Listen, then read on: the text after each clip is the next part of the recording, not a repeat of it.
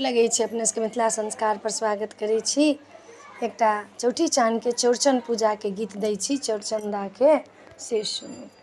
करू करू चौठी चाँद के व्रत बरतिया मोरा आओल हो भैया कोना कहे एहो व्रत करबै बरतिया मोरा आओल हो भैया कोना कहे एहो व्रत करबै बरतिया मोरा आओल हो।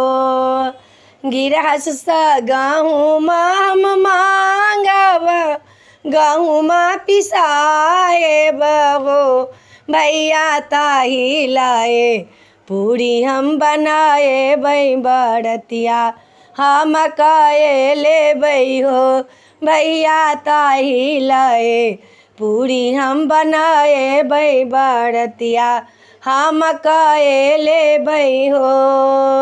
धाना रोपियाएब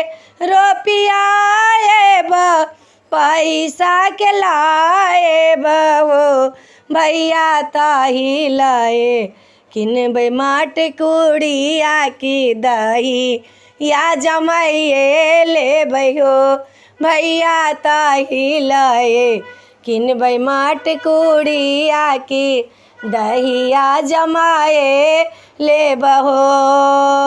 अहिना का चौड़चन व्रत करब चंदा के मनाएब हो भैया आही लाए चौठी चाँद करब बरतिया हम कहे लेब हो भैया आही लाए चौठी चाँद करब बरतिया हम कहे लेबै हो।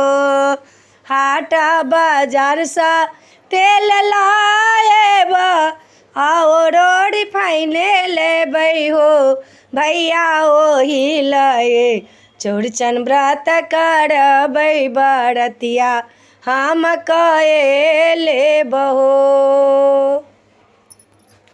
वीडियो में अच्छा अपने सबके चौड़चन के गीत नीक लागत चैनल सब्सक्राइब करब लाइक करब कह के नहीं बिसरब। जय मिथिला जय माता जी।